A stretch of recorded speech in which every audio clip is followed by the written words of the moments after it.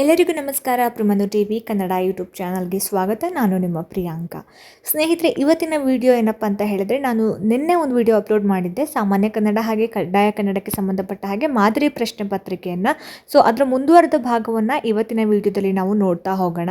So ಯಾರೆಲ್ಲ ನನ್ನ ಚಾನಲ್ನ ಹೊಸದಾಗಿ ನೋಡ್ತಿದ್ದೀರಿ ಅಥವಾ ಯಾರೇನೂ ಸಬ್ಸ್ಕ್ರೈಬ್ ಮಾಡದೆ ನೋಡ್ತಾ ಇದ್ದೀರಿ, ದಯವಿಟ್ಟು ಸಬ್ಸ್ಕ್ರೈಬ್ ಮಾಡ್ಕೊಂಡು ನೋಡಿ ಅಂತ ಹೇಳ್ತಾ ವಿಡಿಯೋನ ಶುರು ಮಾಡೋಣ.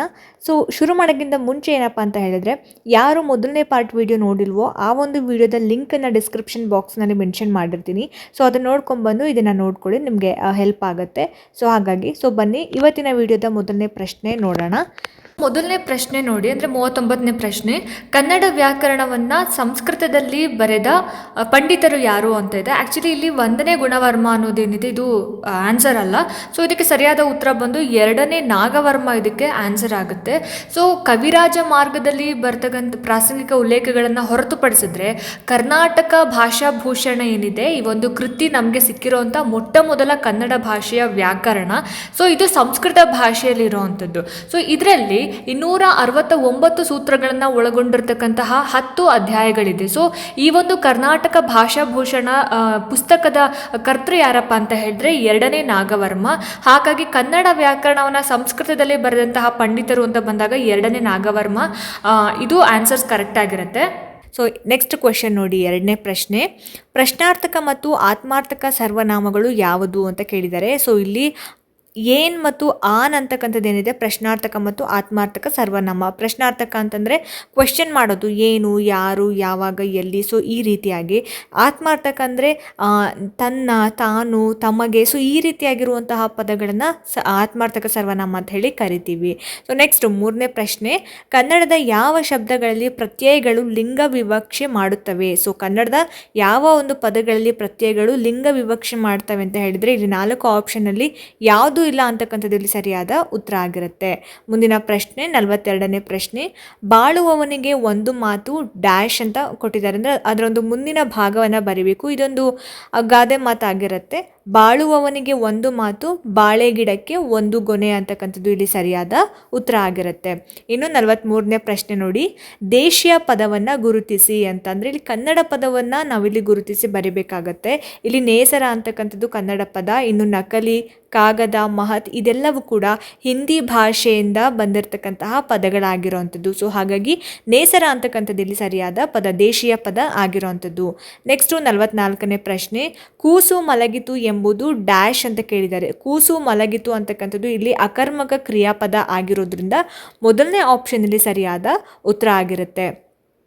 ನೆಕ್ಸ್ಟು 45ನೇ ಪ್ರಶ್ನೆ. ತಾರನು ಎನ್ನುವುದು ಡ್ಯಾಶ್ ಅಂತ ಕೇಳಿದ್ದಾರೆ. ಸೊ ವರ್ತಮಾನ ಕಾಲದ ಕ್ರಿಯಾಪದ, ಸಂಭವಾರ್ಥಕ ಕ್ರಿಯಾಪದ, ನಿಷೇಧಾರ್ಥಕ ಕ್ರಿಯಾಪದ, ಭವಿಷ್ಯತ್ ಕಾಲದ ಕ್ರಿಯಾಪದ. ತಾರನು ಅಂತ ಹೇಳಿದ್ರೆ ತರೋದಿಲ್ಲ ಅಂತ ಅನ್ನುವಂತಹ ಒಂದು ಅರ್ಥ ಬರುತ್ತೆ. ಸೊ ತಾರನು ಅಂತಂದರೆ ಇಲ್ಲಿ ನಿಷೇಧ, ಅವನು ತರ್ತಾ ಇಲ್ಲ, ಅವನು ಮಾಡ್ತಾ ಇಲ್ಲ, ಯಾವುದು ಇಲ್ಲ ಅಂತಕ್ಕಂಥದ್ದು ಬರುತ್ತೋ ಅದೆಲ್ಲವೂ ಕೂಡ ಏನು ನಿಷೇಧಾರ್ಥಕ ಕ್ರಿಯಾಪದ. ತಾರನು ಅಂತಂದರೆ ತರೋದಿಲ್ಲ ಅಂತ ಹೇಳಿ. ಸೊ ಹಾಗಾಗಿ ಆಪ್ಷನ್ 3 ಇಲ್ಲಿ ಸರಿಯಾದ ಉತ್ತರ ಆಗುತ್ತೆ. ಮುಂದಿನ ಪ್ರಶ್ನೆ 46ನೇ ಪ್ರಶ್ನೆ. ಕರ್ಮಿಣಿ ಪ್ರಯೋಗದಲ್ಲಿ ಕರ್ತೃಪದವು ಪಡೆದುಕೊಳ್ಳುವ ವಿಭಕ್ತಿ ಪ್ರತ್ಯಯ ಯಾವುದು ಅಂತ ಕೇಳಿದ್ದಾರೆ. ಕರ್ಮಿಣಿ ಪ್ರಯೋಗದಲ್ಲಿ ಕರ್ತೃಪದ ಪಡ್ಕೊಳ್ತಕ್ಕಂಥ ವಿಭಕ್ತಿ ಪ್ರತ್ಯಯ ಬಂದು ತೃತೀಯ ವಿಭಕ್ತಿ ಪ್ರತ್ಯಯ ಇಲ್ಲಿ ಸರಿಯಾದ ಉತ್ತರ ಆಗಿರುತ್ತೆ. ನೆಕ್ಸ್ಟು ಮುಂದಿನ ಪ್ರಶ್ನೆ. ಕೊಳಕು ಪದದ ವಿರುದ್ಧ ಪದ ಯಾವುದು? ಸೊ ಕೊಳಕು ಪದದ ವಿರುದ್ಧ ಪದ ಯಾವುದು ಅಂತ ಹೇಳಿದ್ರೆ ಆಪ್ಷನ್ 1 ಸ್ವಚ್ಛ ಅಂತಕ್ಕಂಥದ್ದು ಇಲ್ಲಿ ಸರಿಯಾದ ಉತ್ತರ ಆಗುತ್ತೆ. ಕೊಳಕಾಗಿರೋದು ಅಂತ ಏನು ಹೇಳ್ತೀವಿ ಅದಕ್ಕೆ ಆಪೋಸಿಟ್ ವರ್ಡ್ ಬಂದು ಸ್ವಚ್ಛತೆ, ಕ್ಲೀನ್ ಆಗಿರೋದು ಅಂತ ಹೇಳಿಬಿಟ್ಟು. ಮುಂದಿನ ಪ್ರಶ್ನೆ 48ನೇ ಪ್ರಶ್ನೆ. ನೀಲಗಾರರು ಈ ಪರಂಪರೆಗೆ ಸೇರಿದವರು ಅಂತ ಪ್ರಶ್ನೆ ಇದೆ. ಸೊ ಯಾವ ಪರಂಪರೆಗೆ ಸೇರಿದವರು ನೀಲಗಾರರು ಅಂತ ಹೇಳಿಬಿಟ್ಟು ಜಾನಪದ, ಶರಣ ಪರಂಪರೆ, ಮಂಟೇಸ್ವಾಮಿ, ಯಕ್ಷಗಾನ. ಸೊ ನೀಲಗಾರರು ಅಂತಕ್ಕಂಥವ್ರು ಇಲ್ಲಿ ಮಂಟೇಸ್ವಾಮಿ ಪರಂಪರೆಗೆ ಸೇರಿದಂಥವರು. ಆಪ್ಷನ್ 3 ಸರಿಯಾದ ಉತ್ತರ ಆಗಿರುತ್ತೆ. ಇಲ್ಲಿ ನೀಲಗಾರರು ಅಂತ ಹೇಳಿದ್ರೆ ಇವರು ಪ್ರಧಾನವಾಗಿ ಹರಿಜನರಾಗಿರ್ತಾರೆ. ನೀಲಗಾರರು ಅಂತ ಹೇಳಿದ್ರೆ ಹರಿಜನರಾಗಿರ್ತಾರೆ. ಸೊ ಉಳಿದಂತೆ ಕುರುಬ್ರಾಗಿರ್ಬೋದು, ಅಕ್ಕಸಾಲಿಗರು, ಕಂಬಾರರು ನೀಲಗಾರರಾಗಿರೋದು ಕೂಡ ಉಂಟು. ಇವರು ತಮ್ಮನ್ನು ತಾವು ಅಂದರೆ ಸಿದ್ದಪ್ಪಾಜಿಯ ಗುಡ್ಡುಗಳು ಅಂತ ಏನು ಹೇಳ್ತೀವಲ್ಲ ಆ ರೀತಿಯಾಗಿ ಅವ್ರನ್ನ ಕರ್ಕೊಳ್ತಾರೆ. ನೀಲಗಾರರಲ್ಲಿ ನಾವು 2 ವಿಧಗಳನ್ನು ನೋಡ್ತಾ ಹೋಗ್ತೀವಿ. ಮೊದಲನೇದು ಸಾಧಾರಣ ನೀಲಗಾರರು, ಎರಡನೇದು ತಂಬೂರಿ ನೀಲಗಾರರು ಅಂತ.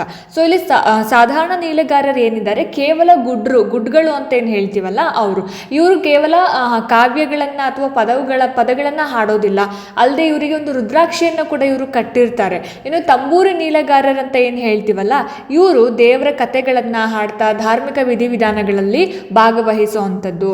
ಹಾಗೆ ನೀಲಗಾರರೇನಿದ್ದಾರೆ ಮಂಟೇಸ್ವಾಮಿ ಸಂಪ್ರದಾಯಕ್ಕೆ ಸೇರಿದವರಾಗಿದ್ದರಿಂದ ಇವರನ್ನ ಮಂಟೇದವರು, ಮಂಟೇದಯ್ಯ, ಮಂಟೇಸ್ವಾಮಿ, ಸೊ ಈ ರೀತಿ ಹಲವಾರು ಹೆಸರುಗಳಿಂದ ಕರೆಯುವಂಥದ್ದು. ಮುಂದಿನ ಪ್ರಶ್ನೆ, ಕೆರೆಗೆ ಹಾರ ಇದು ಡ್ಯಾಶ್ ಅಂತ ಇದೆ. ಇದು ಜನಪದ ಕಥನ ಗೀತೆನ ಅಥವಾ ಜನಪದ ಗೀತೆನ, ಜನಪದ ಮಹಾಕಾವ್ಯನ ಅಥವಾ ಜನಪದನ ಅಂತ. ಸೊ ಈ ಕೆರೆಗೆ ಹಾರ ಅಂತಕ್ಕಂಥದ್ದು ಇಲ್ಲಿ ಜನಪದ ಕಥನ ಗೀತೆ ಆಗಿರೋವಂಥದ್ದು. ಬೆಟಗೇರಿ ಕೃಷ್ಣ ಶರ್ಮರೇನಿದ್ದಾರೆ ಈ ಒಂದು ಕಥನ ಗೀತೆಯನ್ನು ಸಂಗ್ರಹಿಸಿರೋವಂಥದ್ದು. ಈ ಒಂದು ಕೆರೆಗೆ ಹಾರ ಅಂತಕ್ಕಂಥದ್ದು ಜಾನಪದ ಕಥನ ಗೀತೆ ಆಗಿರುತ್ತೆ. ಮುಂದಿನ ಪ್ರಶ್ನೆ ನೋಡಿ, 50ನೇ ಪ್ರಶ್ನೆ. ಪಡೆದಿ 5 ಪದವನ್ನು ಬಿಡಿಸಿದಾಗ ಯಾವ ರೀತಿ ನಾವು ವಿಗ್ರಹ ವಾಕ್ಯವನ್ನು ಮಾಡ್ಬೋದು ಅಂತ ಹೇಳಿ. ಸೊ ಪಡೆದಿ 5 ಇದನ್ನು ಬಿಡಿಸಿದಾಗ ಆಪ್ಷನ್ 2 ಪಡೆದಿ +5 ಅಂತಕ್ಕಂಥದ್ದು ಇಲ್ಲಿ ಸರಿಯಾದ ಉತ್ತರ ಆಗುತ್ತೆ. ಪಡೆದಿ +5 ಪಡೆದಿ 5 ಅನ್ನೋದು ಸರಿಯಾದ ಉತ್ತರ ಆಗುತ್ತೆ. ನೆಕ್ಸ್ಟು 51ನೇ ಪ್ರಶ್ನೆ, ಭಾಷಾ ವಿಜ್ಞಾನದ ಮೂಲ ತತ್ವಗಳು, ಈ ಕೃತಿಯನ್ನು ರಚನೆ ಮಾಡಿದವರು ಯಾರು ಅಂತ ಹೇಳಿಬಿಟ್ಟು. ಸೊ ಇಲ್ಲಿ ಭಾಷಾ ವಿಜ್ಞಾನದ ಮೂಲ ತತ್ವಗಳು ಕೃತಿಯನ್ನು ಚಿದಾನಂದ ಮೂರ್ತಿಯವರು ರಚನೆ ಮಾಡಿರೋ ಅಂಥದ್ದು. ಮುಂದಿನ ಪ್ರಶ್ನೆ, ಹೊಸ ಅಂಗಿ ಈ ಸಂಧಿಯ ಉದಾಹರಣೆ ಯಾವುದು ಅಂತ. ಸೊ ಇಲ್ಲಿ ಹೊಸ ಅಂಗಿ ಅಂತಕ್ಕಂಥದ್ದು ಆಗಮ ಸಂಧಿಗೂ ಬರೋದಿಲ್ಲ, ಲೋಪ ಸಂಧಿಗೂ ಬರೋದಿಲ್ಲ, ಆದೇಶ ಸಂಧಿಗೂ ಬರೋದಿಲ್ಲ. ಸೊ ಇದು ಪ್ರಕೃತಿ ಭಾವ. ಹಾಗಾಗಿ ಆಪ್ಷನ್ 3 ಇಲ್ಲಿ ಸರಿಯಾದ ಉತ್ತರ ಆಗುತ್ತೆ. ನೆಕ್ಸ್ಟು, ಬಸವ ಈ ಒಂದು ಪದದ ತತ್ಸಮ ರೂಪ ಯಾವುದು ಅಂತ ಕೇಳಿದ್ದಾರೆ. ಸೊ ತತ್ಸಮ ತದ್ಭವಗಳನ್ನು ಕೂಡ ನೀವು ನೋಡ್ಕೋಬೇಕು. ಹಾಗಾಗಿ ಇಲ್ಲಿ ವೃಷಭ ಅಂತಕ್ಕಂಥದ್ದು ಏನಿದೆ ಬಸವ ಪದದ ತತ್ಸಮ ರೂಪ ಆಗಿರೋವಂಥದ್ದು. ಆಪ್ಷನ್ 4 ಸರಿಯಾದ ಉತ್ತರ ಆಗಿರುತ್ತೆ. ಮುಂದಿನ ಪ್ರಶ್ನೆ 54ನೇ ಪ್ರಶ್ನೆ, ಅರಿ ಸಮಾಸ ಪದ ಡ್ಯಾಶ್ ಅಂತ ಕೇಳಿದ್ದಾರೆ. ಸೊ ಇಲ್ಲಿ ಅರಿ ಸಮಾಸಕ್ಕೆ ಉದಾಹರಣೆಯಾಗಿ ನಾವು ಯಾವುದನ್ನು ಕೊಡ್ಬೋದು ಅಂತ. ಸೊ ಇಲ್ಲಿ ರಣಶೂರ, ಹೊಸಗನ್ನಡ, ಮೂಲೋಕ ಇದೆಲ್ಲವೂ ಕೂಡ ಬೇರೆ ಬೇರೆ ಸಮಾಸಗಳಿಗೆ ಬರುತ್ತೆ. ಬಟ್ ಇಲ್ಲಿ ಮಂಗಳಾರತಿ ಅಂತಕ್ಕಂಥದ್ದು ಮಾತ್ರ ಅರಿ ಸಮಾಸಕ್ಕೆ ಬರುವಂಥದ್ದು. ಸೊ ನಾನು ಸಮಾಸಗಳ ಬಗ್ಗೆನೇ ಸಪ್ರೇಟ್ ವಿಡಿಯೋಸ್ನ ಮಾಡಿದ್ದೆ. ಆ ವಿಡಿಯೋದ ಲಿಂಕನ್ನು ಕೂಡ ನಾನು ಈ ಡಿಸ್ಕ್ರಿಪ್ಷನ್ ಕೆಳಗಡೆ ಮೆನ್ಷನ್ ಮಾಡಿರ್ತೀನಿ, ನೀವು ಚೆಕ್ ಮಾಡ್ಕೋಬೋದು. ನೆಕ್ಸ್ಟು 55ನೇ ಪ್ರಶ್ನೆ, ಡ್ಯಾಶ್ ಎಂಬುದು ಭಾವಸೂಚಕಾವ್ಯಯ ಅಂತ ಇದೆ. ಸೊ ಇಲ್ಲಿ 4ನೇದು ನೋಡಿ, ಆಪ್ಷನ್ 4 ಫಲ ಅಂತಕ್ಕಂಥದ್ದೇನಿದೆ ಭಾವಸೂಚಕಾವ್ಯಯ ಆಗಿರುವಂಥದ್ದು. 56ನೇ ಪ್ರಶ್ನೆ, ಸುಲಿದ ಬಾಳೆಹಣ್ಣಿನಂದದಿ ಕನ್ನಡ ನುಡಿ ಎಂಬುದು ಡ್ಯಾಶ್ ಅಂತ ಇದೆ. ಸೊ ಇಲ್ಲಿ ಸುಲಿದ ಬಾಳೆಹಣ್ಣಿನ ಹಾಗೆ ಕನ್ನಡ ನುಡಿ ಅನ್ನೋದು ಯಾವ ಅಲಂಕಾರಕ್ಕೆ ಬರುತ್ತೆ ಅಂತ ಹೇಳಿದರೆ ಉಪಮಾಲಂಕಾರಕ್ಕೆ ಬರುವಂಥದ್ದು. ಸುಲಿದ ಬಾಳೆಹಣ್ಣಿನಂದದಿ ಕನ್ನಡ ನುಡಿ ಅಂತ ಹೇಳಿ ಕನ್ನಡ ನುಡಿಯನ್ನು ಬಾಳೆಹಣ್ಣಿಗೆ ಕಂಪೇರ್ ಮಾಡಿದ್ದಾರೆ, ಹೋಲಿಸಿದ್ದಾರೆ. ಹಾಗಾಗಿ ಇದು ಉಪಮಾಲಂಕಾರಕ್ಕೆ ಬರುವಂಥದ್ದು. 57ನೇ ಪ್ರಶ್ನೆ, ಸ್ವತಂತ್ರವಾಗಿ ಉಚ್ಚಾರವಾಗದ ಸ್ವರಗಳನ್ನು ಹೀಗೆ ಕರೆಯುತ್ತಾರೆ. ಸೊ ಸ್ವತಂತ್ರವಾಗಿ ಉಚ್ಚಾರ ಮಾಡೋದಕ್ಕೆ ಆಗದೇ ಇರುವಂಥ ಅಕ್ಷರಗಳನ್ನು ಏನಂತ ಹೇಳಿ ಕರೀತಾರೆ? ಯೋಗವಾಹಕಗಳು. ಎಷ್ಟಿದ್ದಾವೆ ಯೋಗವಾಹಕಗಳು? 2 ಇದ್ದಾವೆ. ಹಾಗೆ ಅಹ ಅಂತಕ್ಕಂಥದ್ದು ಯೋಗವಾಹಕಗಳು 2 ಇದ್ದಾವೆ. ಸೊ ಈ ಒಂದು ಯೋಗವಾಹಕಗಳನ್ನ ಉಚ್ಚಾರ ಮಾಡಬೇಕು ಅಂತಂದರೆ ನಮಗೆ ಸ್ವರ ಅಥವಾ ವ್ಯಂಜನಗಳ ಒಂದು ಅವಶ್ಯಕತೆ ಇರುತ್ತೆ. ಸೊ ಹಾಗಾಗಿ ಸ್ವತಂತ್ರವಾಗಿ ಉಚ್ಚಾರವಾಗದೇ ಇರುವಂತಹ ಅಕ್ಷರಗಳನ್ನು ಯೋಗವಾಹಕಗಳು ಅಂತ ಹೇಳಿ ಕರಿತೀವಿ. ನೆಕ್ಸ್ಟ್ ಪ್ರಶ್ನೆ 58ನೇ ಪ್ರಶ್ನೆ ನೋಡಿ, ಇಲ್ಲಿ ಜ ಈ ಅಕ್ಷರದ ಉತ್ಪತ್ತಿ ಸ್ಥಾನ ಇದಾಗಿದೆ ಅಂತ ಇದೆ. ಜ ಅಕ್ಷರವನ್ನು ನಾವು ಪ್ರೊನೌನ್ಸ್ ಮಾಡಬೇಕಾದ್ರೆ ಯಾವ ರೀತಿಯಾಗಿ ಮಾಡ್ತೀವಿ? ಇದೊಂದು ಉತ್ಪತ್ತಿ ಸ್ಥಾನ ಯಾವುದು ಅಂತ ಹೇಳಿದ್ರೆ ತಾಲವ್ಯ ಅಂತಕ್ಕಂಥದ್ದು ಇಲ್ಲಿ ಸರಿಯಾದ ಉತ್ತರ ಆಗುತ್ತೆ. ಆಪ್ಷನ್ 2 ಸರಿಯಾದ ಉತ್ತರ ಇಲ್ಲಿ. ನೆಕ್ಸ್ಟ್ 59ನೇ ಪ್ರಶ್ನೆ, ಇಲ್ಲಿ ರಾಷ್ಟ್ರ ಪದದಲ್ಲಿ ಯಾವ ಜಾತಿಯ ಸಂಯುಕ್ತಾಕ್ಷರ ಇದೆ ಅಂತ ಕೇಳಿದ್ದಾರೆ. ಇಲ್ಲಿ ವಿಜಾತಿಯ ಸಂಯುಕ್ತಾಕ್ಷರ ಈ ಒಂದು ರಾಷ್ಟ್ರ ಪದದಲ್ಲಿ ಇರುವಂಥದ್ದು. ಆಪ್ಷನ್ 3 ಸರಿಯಾದ ಉತ್ತರ ಆಗಿರುತ್ತೆ. ನೆಕ್ಸ್ಟು 60ನೇ ಪ್ರಶ್ನೆ ನೋಡಿ, ದೇವರು ಒಳ್ಳೆಯದನ್ನು ಮಾಡಲಿ ಎನ್ನುವುದು ಡ್ಯಾಶ್ ವಾಕ್ಯ ಅಂತ ಕೇಳಿದ್ದಾರೆ. ಸೊ ಇಲ್ಲಿ ದೇವರು ಒಳ್ಳೆಯದನ್ನು ಮಾಡಲಿ ಇದೊಂದು ವಿದ್ಯಾರ್ಥಕ ವಾಕ್ಯ, ನಿಷೇಧಾರ್ಥಕನೂ ಅಲ್ಲ, ಸಂಭಾವನಾರ್ಥಕ ಅಲ್ಲ, ಕ್ರಿಯಾರ್ಥಕನೂ ಅಲ್ಲ. ಇಲ್ಲಿ ಯಾವುದೇ ರೀತಿಯಂತಹ ಕ್ರಿಯೆ ಆಗ್ತಾ ಇಲ್ಲ, ಸಂಭಾವನೆ ಆಗ್ತಾ ಇಲ್ಲ ಅಥವಾ ನಿಷೇಧನೂ ಇಲ್ಲ. ಸೊ ಹಾಗಾಗಿ ಇದು ವಿದ್ಯಾರ್ಥಕ ವಾಕ್ಯ ಆಗಿರೋವಂಥದ್ದು. 61ನೇ ಪ್ರಶ್ನೆ, ಕನ್ನಡಿಗ ಎಂಬುದು ಡ್ಯಾಶ್ದ ಉದಾಹರಣೆ ಅಂತ ಕೇಳಿದ್ದಾರೆ. ಸೊ ಇಲ್ಲಿ ತದ್ದಿತ ನಾಮಕ್ಕೆ ಬರುವಂಥದ್ದು ಈ ಒಂದು ಕನ್ನಡಿಗ ಅಂತಕ್ಕಂಥ ಒಂದು ಪದ. ಸೊ ಹಾಗಾಗಿ ಆಪ್ಷನ್ 2 ಸರಿಯಾದ ಉತ್ತರ ಆಗಿರುತ್ತೆ. ಮುಂದಿನ ಪ್ರಶ್ನೆ 62ನೇ ಪ್ರಶ್ನೆ, ವಾಚಿಸು ಎಂದರೆ ಡ್ಯಾಶ್ ಅಂತ ಕೇಳಿದ್ದಾರೆ. ಸೊ ಇಲ್ಲಿ ವಾಚಿಸು ಅಂತ ಹೇಳಿದ್ರೆ ಓದು ಅಂತಕ್ಕಂಥ ಒಂದು ಅರ್ಥವನ್ನು ಬರುತ್ತೆ, ವಾಚನ ಮಾಡೋದು. ಸೊ ಓದೋದು ಅಂತ ಹೇಳಿಬಿಟ್ಟು ಆಪ್ಷನ್ 2 ಸರಿಯಾದ ಉತ್ತರ ಆಗಿರುತ್ತೆ. 63ನೇ ಪ್ರಶ್ನೆ, ಪಂಡಿತ ಎಂಬುದು ಈ ಕೆಳಗಿನ ಯಾವ ನಾಮಪದಕ್ಕೆ ಉದಾಹರಣೆಯಾಗಿದೆ? ಸೊ ಪಂಡಿತ ಅಂತಕ್ಕಂಥದ್ದು ಇಲ್ಲಿ ಆಪ್ಷನ್ 4 ಅನ್ವರ್ಥ ನಾಮಕ್ಕೆ ಉದಾಹರಣೆ ಆಗೋದು. ಪಂಡಿತ, ವಿದ್ವಾಂಸ, ಶಿಕ್ಷಕ, ವೈದ್ಯ, ಸೈನಿಕ, ಚಾಲಕ ಇದೆಲ್ಲವೂ ಕೂಡ ಅನ್ವರ್ಥ ನಾಮಕ್ಕೆ ಬರುವಂಥದ್ದು. ಸೊ ರೂಢನಾಮ ಅಂತಂದ್ರೇನು, ನಾವು ಮುಂಚೆಯಿಂದನೂ ಕೂಡ ರೂಢಿಯಿಂದ ಹೇಳ್ಕೊಂಡು ಬಂದಿರೋಂಥ ಪದಗಳು. ಪರ್ವತ, ಬೆಟ್ಟ, ಗುಡ್ಡ, ಮನೆ, ಸೊ ಇದೆಲ್ಲ ಏನು ರೂಢನಾಮಕ್ಕೆ ಬರುತ್ತೆ. ಅಂಕಿತ ನಾಮ ಅಂತ ಹೇಳಿದ್ರೆ ಹೆಸರುಗಳು, ರಾಮ, ಸೀತೆ, ಲಕ್ಷ್ಮಣ, ದುರ್ಯೋಧನ, ಸೊ ಇದೆಲ್ಲ ಹೆಸರುಗಳೇನಿದ್ದಾವೆ ಅದನ್ನು ನಾವು ಅಂಕಿತ ನಾಮ ಅಂತ ಹೇಳಿ ಕರಿತೀವಿ. ಇನ್ನು ಸರ್ವನಾಮ ಅಂತ ಹೇಳಿದ್ರೆ ನಾನು, ನೀನು, ಅವನು, ಅವಳು, ತಾನು ಇದೆಲ್ಲವೂ ಕೂಡ ಸರ್ವನಾಮಕ್ಕೆ ಬರುವಂಥದ್ದು. ಸೊ ಇಲ್ಲಿ ಪಂಡಿತ ಅಂತಕ್ಕಂಥದ್ದು ಏನು ಅನ್ವರ್ಥ ನಾಮಕ್ಕೆ ಉದಾಹರಣೆಯಾಗಿ ನಾವು ಕೊಡ್ಬೋದು. 64ನೇ ಪ್ರಶ್ನೆ ನೋಡಿ, ಇಲ್ಲಿ ಸಂಧಿಯನ್ನು ಬಿಡಿಸಿ ಬರಿಬೇಕಾಗುತ್ತೆ. ಹಣದಾಸೆಗೆ ಅಂತ ಇದೆ. ಸೊ ಇಲ್ಲಿ ಹಣದಾಸೆಗೆ ಅಂತಕ್ಕಂಥದ್ದು ಲೋಪಸಂಧಿ ಅಂತ ಇದೆ ಆನ್ಸರು. ಹೇಗೆ ಲೋಪಸಂಧಿ ಆಗುತ್ತೆ ನೋಡಿ, ಇಲ್ಲಿ ಹಣದಾಸೆಗೆ ಬಿಡಿಸಿ ಬರೆಯೋಣ. ಹಣದ ಪ್ಲಸ್ ಆಸೆಗೆ, ಹಣದ ಪ್ಲಸ್ ಆಸೆಗೆ ಹಣದಾಸೆಗೆ ಅಂತ ಇದೆ. ಸೊ ಇಲ್ಲಿ ಇದು ಯಾವುದು ಪೂರ್ವ ಪದ ಬರುತ್ತೆ, ಇದು ಉತ್ತರ ಪದ ಬರುತ್ತೆ. ಇಲ್ಲಿ ಹಣದ ಪೂರ್ವ ಪದದ ಕೊನೆಯ ಅಕ್ಷರ ಅ ಇದೆ, ಉತ್ತರ ಪದದ ಮೊದಲನೇ ಅಕ್ಷರ ಆ ಇದೆ. ಸೊ ಸಂಧಿ ಕಾರ್ಯ ಆಗಬೇಕಾದ್ರೆ ಹಣದಾಸೆಗೆ ಈ ಆ ಬಿಟ್ಟು ಹೋಗುತ್ತೆ. ಇಲ್ಲಿ ಉತ್ತರ ಪದದ ಮೊದಲನೇ ಅಕ್ಷರ ಏನು ಸ್ವರ ಏನಿದೆ ಅದು ಮಾತ್ರ ಉಳ್ಕೊಳ್ಳುತ್ತೆ. ಸೊ ಹಾಗಾಗಿ ಇದು ಲೋಪಸಂಧಿಗೆ ನಾವು ಉದಾಹರಣೆಯಾಗಿ ಕೊಡ್ಬೋದು. ಸೊ ನಾನು ಆಗಲೇ ಹೇಳ್ದಂಗೆ ಸಂಧಿಗಳ ಬಗ್ಗೆ ವಿಡಿಯೋನ ತುಂಬ ಮಾಡಿದ್ದೀನಿ, ಅದ್ರ ಬಗ್ಗೆನೂ ಕೂಡ ನೀವು ನೋಡ್ಕೋಬೋದು. ನೆಕ್ಸ್ಟು 65ನೇ ಪ್ರಶ್ನೆ, ಸಜ್ಜನ ಎಂಬುದು ಯಾವ ಲಿಂಗ ಅಂತ ಕೇಳಿದ್ದಾರೆ. ಸಜ್ಜನ ಅಂತಕ್ಕಂಥದ್ದು ಇಲ್ಲಿ ನಪುಂಸಕ ಲಿಂಗಕ್ಕೆ ಬರುತ್ತೆ. ಪುಲ್ಲಿಂಗ ಕೂಡ ಅಲ್ಲ, ನಿತ್ಯ ನಪುಂಸಕ ಲಿಂಗನೂ ಅಲ್ಲ, ಸಾಮಾನ್ಯ ಲಿಂಗನೂ ಅಲ್ಲ. ಹಾಗಾಗಿ ಸಜ್ಜನ ಅಂತಕ್ಕಂಥದ್ದು ಇಲ್ಲಿ ನಪುಂಸಕ ಲಿಂಗಕ್ಕೆ ಉದಾಹರಣೆ. ಮುಂದಿನ ಪ್ರಶ್ನೆ ಸಂಖ್ಯೆ 66ರಿಂದ 69 ಏನಿದೆ, ಇಲ್ಲಿ ಕನ್ನಡ ಮೂಲದ್ದು ಅಲ್ಲದೆ ಇರುವಂಥದ್ದು ಅಂದರೆ ಅನ್ಯ ಭಾಷೆಯಿಂದ ಸ್ವೀಕೃತವಾದಂತಹ ಶಬ್ದವನ್ನು ನಾವು ಗುರುತಿಸಬೇಕಾಗಿರುತ್ತೆ. ಇಲ್ಲಿ ಉದಾಹರಣೆ ಕೊಟ್ಟಿದ್ದಾರೆ ನೋಡಿ, ದಾರಿ, ಹಾದಿ, ರಸ್ತೆ, ಕಾಡು. ಸೊ ಈ 4 ಪದಗಳಲ್ಲಿ ರಸ್ತೆ ಮಾತ್ರ ಅನ್ಯ ಭಾಷೆಯಿಂದ ಸ್ವೀಕೃತವಾಗಿರುವಂಥ ಪದ ಆಗಿರುತ್ತೆ. ಹಾಗಾಗಿ ಇಲ್ಲಿ ನಾವು ಆಪ್ಷನ್ 3 ಗುರುತಿಸಬೇಕು. ಸೊ ಅದೇ ರೀತಿ ಇಲ್ಲಿ ಕೂಡ ಇಲ್ಲಿ ನೋಡಿ, ಇಲ್ಲಿ ಜೀವನ, ಹಾಲು, ಗದ್ದೆ, ಗುಲಾಮ. ಸೊ ಇದು ಇಲ್ಲಿ ಗುಲಾಮ ಅಂತಕ್ಕಂಥದ್ದನ್ನು ನಾವು ಬೇರೆ ಭಾಷೆಯಿಂದ ಸ್ವೀಕಾರ ಮಾಡಿದ್ದೀವಿ. ಜೀವನ, ಹಾಲು, ಗದ್ದೆ ಇದೆಲ್ಲವೂ ಕೂಡ ದೇಶೀಯ ಶಬ್ದಗಳಾಗಿರುತ್ತೆ. ಇನ್ನು ಇಲ್ಲಿ ನೋಡಿ 67ನೇ ಪ್ರಶ್ನೆಯೂ ಕೂಡ ಇನಾಮು, ಬಹುಮಾನ, ಉಡುಗೆ, ಗಮನ, ಮನೆ ಇದೆಲ್ಲವೂ ಕೂಡ ಇದರಲ್ಲಿ ಇನಾಮು ಅಂತಕ್ಕಂಥದ್ದನ್ನು ಹೊರತುಪಡಿಸಿ ಈ 3 ಪದಗಳೇನಿದ್ದಾವೆ ಇದು ಕನ್ನಡ ಪದಗಳಾಗಿರೋವಂಥದ್ದು. ಇನಾಮು ಅಂತಕ್ಕಂಥದ್ದನ್ನು ನಾವು ಬೇರೆ ಭಾಷೆಯಿಂದ ಎರವಲು ಪಡ್ಕೊಂಡಿರೋವಂಥದ್ದು. ಇನ್ನು 68ನೇ ಪ್ರಶ್ನೆಯೂ ಕೂಡ ಮನೆ, ಜವಾನ, ಮೋಡ, ಸಾಹಸ. ಇಲ್ಲಿ ಜವಾನ ಅಂತಕ್ಕಂಥದ್ದು ಏನಿದೆ ಬೇರೆ ಭಾಷೆ ಅಂದರೆ ಅನ್ಯ ಭಾಷೆಯ ಶಬ್ದವಾಗಿರುವಂಥದ್ದು. ಇನ್ನು 69ನೇದು ನೋಡಿ, ದಿವಾನ, ಅರಸು, ಆಳು, ಅಂಬಿಗ. ಇಲ್ಲಿ ದಿವಾನ ಅಂತಕ್ಕಂಥದ್ದು ಏನು ಅನ್ಯ ಭಾಷೆಯ ಪದ ಆಗಿರೋದ್ರಿಂದ ಆಯ್ಕೆ 1 ಇಲ್ಲಿ ಸರಿಯಾದ ಉತ್ತರ ಆಗಿರುತ್ತೆ. ಇನ್ನು ನೆಕ್ಸ್ಟ್ ನೋಡಿ 70ರಿಂದ 72ನೇ ಪ್ರಶ್ನೆ ಏನಿದೆ ಅಂತ ಹೇಳಿದರೆ ಇಲ್ಲಿ ದೋಷ ಇದ್ದರೆ ಅದನ್ನು ಸರಿಪಡಿಸೋದಕ್ಕೆ ಮುಂದೆ ಕೊಟ್ಟಿರುವಂತಹ ಪರ್ಯಾಯ ರೂಪಗಳಲ್ಲಿ ಸೂಕ್ತವಾಗಿರೋದನ್ನು ಗುರುತಿಸಿ ಅಂತ. ಸೊ ಇಲ್ಲಿ ಏನು ಅಂಡರ್ಲೈನ್ ಮಾಡಿದಾರಲ್ಲ ಈ ಪದಗಳು, ಅದರಲ್ಲಿ ದೋಷ ಇತ್ತು ಅಂತಂದರೆ ನಾವು ಅಲ್ಲಿ ಏನು 4 ಆಪ್ಷನ್ಗಳಲ್ಲಿ ಸರಿಯಾದ ಪದ ಇದೆ ಅದನ್ನು ಆರಿಸಿ ಬರೀಬೇಕಾಗುತ್ತೆ.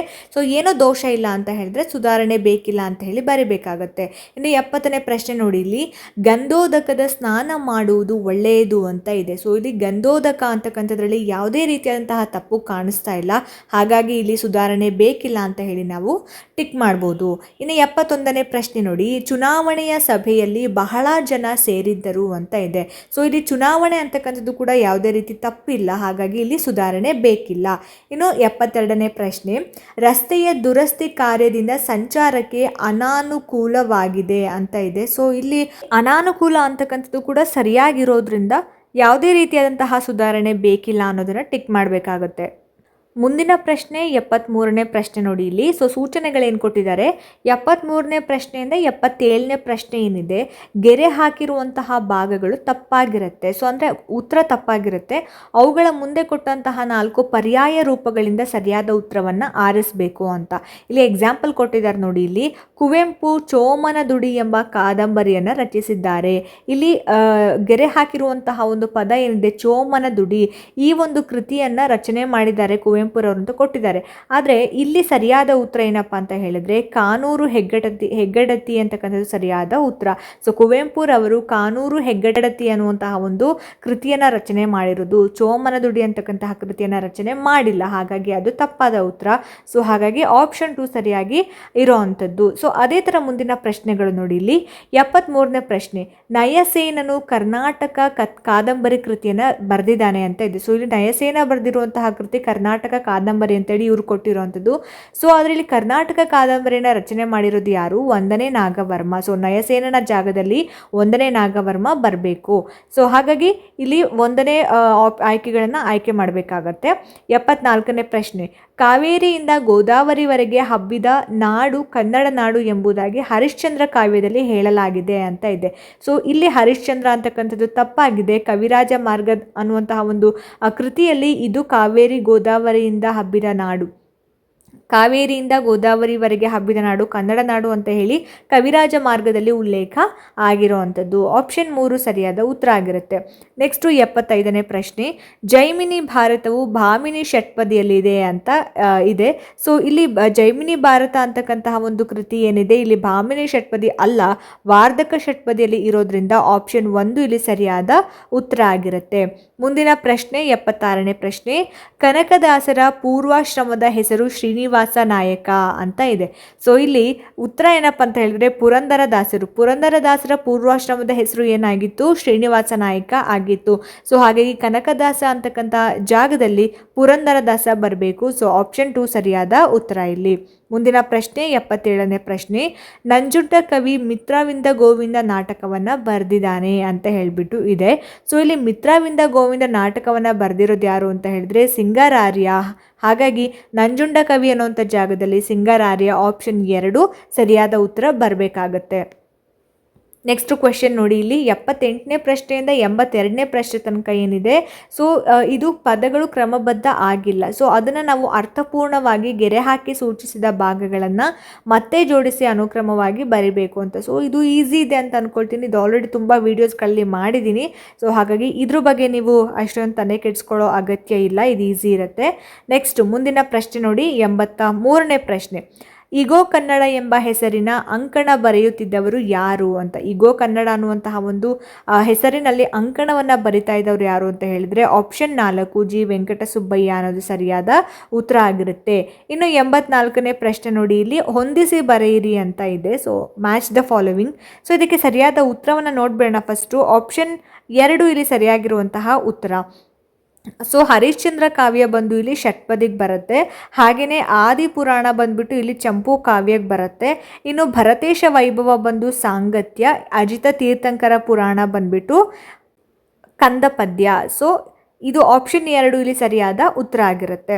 ನೆಕ್ಸ್ಟು 85ನೇ ಪ್ರಶ್ನೆ, ಸಂಜೆಗಣ್ಣಿನ ಹಿನ್ನೋಟ ಇದು ಯಾರ ಒಂದು ಆತ್ಮಕಥನ ಅಂತ ಕೇಳಿದ್ದಾರೆ. ಸಂಜೆಗಣ್ಣಿನ ಹಿನ್ನೋಟ ಅಂತಕ್ಕಂಥದ್ದು ಇಲ್ಲಿ ಎನ್ ಮೂರ್ತಿರಾವ್ರವರ ಒಂದು ಆತ್ಮಕಥನ ಆಗಿರೋವಂಥದ್ದು. 86ನೇ ಪ್ರಶ್ನೆ, SL ಭೈರಪ್ಪನವರಿಗೆ ಕೇಂದ್ರ ಸಾಹಿತ್ಯ ಅಕಾಡೆಮಿ ಪ್ರಶಸ್ತಿ ದೊರಕಿಸಿಕೊಟ್ಟ ಕೃತಿ ಯಾವುದು?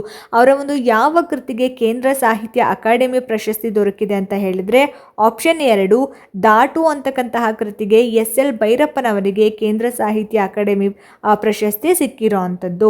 ಇನ್ನು 87ನೇ ಪ್ರಶ್ನೆಯಿಂದ 82ನೇ ಪ್ರಶ್ನೆ ತನಕ ನೋಡಿ. ಸೊ ಇದು ಕೂಡ ಅದೇ ರೀತಿ ಇದೆ. ವರ್ಡ್ಸ್ ಏನು ತಪ್ಪಾಗಿರುತ್ತೆ ಅದನ್ನು ನೀವು ಸರಿಪಡಿಸಿ ಬರಿಬೇಕಾಗಿರೋದು. ಸೊ ತಪ್ಪಿದರೆ ತಪ್ಪಿದೆ ಅಂತ, ಇಲ್ಲ ಅಂತಂದರೆ ಏನು ಆಪ್ಷನ್ ಕೊಟ್ಟಿದ್ದಾರೆ ಅದನ್ನು ಆಯ್ಕೆ ಮಾಡಬೇಕಾಗುತ್ತೆ. ಇದೆಲ್ಲ ನಿಮಗೆ ಈಸಿ ಇದೆ ಅಂತ ಭಾವಿಸ್ತೀನಿ. ನೆಕ್ಸ್ಟ್ ನೋಡಿ. ಇಲ್ಲಿ 93ನೇ ಪ್ರಶ್ನೆ, ನೀರೊಳಗಿರ್ದುಂ ಬೆವರ್ತ ನುರಗೆ ಪತಾಕಂ. ಈ ಒಂದು ಮಾತುಗಳು ಯಾವ ಕೃತಿಯಲ್ಲಿ ಬಂದಿದೆ? ಸೊ ನೀರೊಳಗಿದ್ರೂ ಕೂಡ ಬೆವರ್ತಾ ಇದ್ದಾನೆ ಉರಾಗ ಪತಾಕ ಅಂತ ಹೇಳಿ ಈ ಒಂದು ಸಾಲನ್ನು ಯಾವ ಕೃತಿಯಲ್ಲಿ ನೋಡ್ತೀವಿ ಅಂತ ಹೇಳಿದ್ರೆ ಆಪ್ಷನ್ ಎ ಗದಾಯುದ್ಧ ಅಂತಕ್ಕಂಥದ್ದು ಇಲ್ಲಿ ಸರಿಯಾದ ಉತ್ತರ. ನೀರೊಳಗಿರ್ದುಂ ಬೆವರ್ತ ನುರಗೆ ಪತಾಕಂ ಅಂತದನ್ನು ಈ ಒಂದು ಗದಾಯುದ್ಧ ಕೃತಿಯಲ್ಲಿ ನೋಡ್ತೀವಿ. 94ನೇ ಪ್ರಶ್ನೆ, ವೈದೇಹಿ ಇದು ಯಾರ ಕಾವ್ಯನಾಮ ಅಂತ ಕೇಳಿದ್ದಾರೆ. ಸೊ ವೈದೇಹಿ ಅಂತಕ್ಕಂಥದ್ದು ಜಾನಕಿ ಎಸ್ ಮೂರ್ತಿಯವರ ಒಂದು ಕಾವ್ಯನಾಮ ಆಗಿರುವಂಥದ್ದು. ಆಪ್ಷನ್ 2 ಇಲ್ಲಿ ಸರಿಯಾದ ಉತ್ತರ ಆಗಿರುತ್ತೆ. ನೆಕ್ಸ್ಟು 95ನೇ ಪ್ರಶ್ನೆ, ಅಜಗಣ ಇದು ಯಾರ ವಚನಗಳ ಅಂಕಿತ ಆಗಿರೋವಂಥದ್ದು? ಸೊ ಅಜಗಣ ಅಂತಕ್ಕಂಥದ್ದು ಇಲ್ಲಿ ಆಪ್ಷನ್ 4 ಮುಕ್ತಾಯಕ್ಕನವರ ಒಂದು ವಚನಗಳ ಅಂಕಿತ ಆಗಿರೋವಂಥದ್ದು. ಅಜಗಣ ಇದು ಮುಕ್ತಾಯಕ್ಕನ ವಚನಗಳ ಅಂಕಿತ ಆಗಿರುತ್ತೆ. ಮುಂದಿನ ಪ್ರಶ್ನೆ 96ನೇ ಪ್ರಶ್ನೆ ನೋಡಿ, ಕೆಳಗಿನವರಲ್ಲಿ ಪಂಪ ಪ್ರಶಸ್ತಿ ವಿಜೇತ ಕವಿ ಯಾರು ಅಂತ, ಯಾರಿಗೆ ಪಂಪ ಪ್ರಶಸ್ತಿ ಸಿಕ್ಕಿರೋ ಅಂಥದ್ದು ಅಂತ ಹೇಳಿಬಿಟ್ಟು BM ಶ್ರೀ, ತೀನಂ ಶ್ರೀ, ದ.ರಾ ಬೇಂದ್ರೆ, ಅನಕೃ. ಸೊ ಇವರಲ್ಲಿ ತೀನಂ ಶ್ರೀ ಅವರಿಗೆ ಈ ಒಂದು ಪಂಪ ಪ್ರಶಸ್ತಿ ಸಿಕ್ಕಿರೋ ಅಂಥದ್ದು. ತೀನಂ ಶ್ರೀ ಏನಿದ್ದಾರೆ ಇವರು ಪಂಪ ಪ್ರಶಸ್ತಿಯ ವಿಜೇತ ಕವಿ ಆಗಿರೋ ಅಂಥದ್ದು.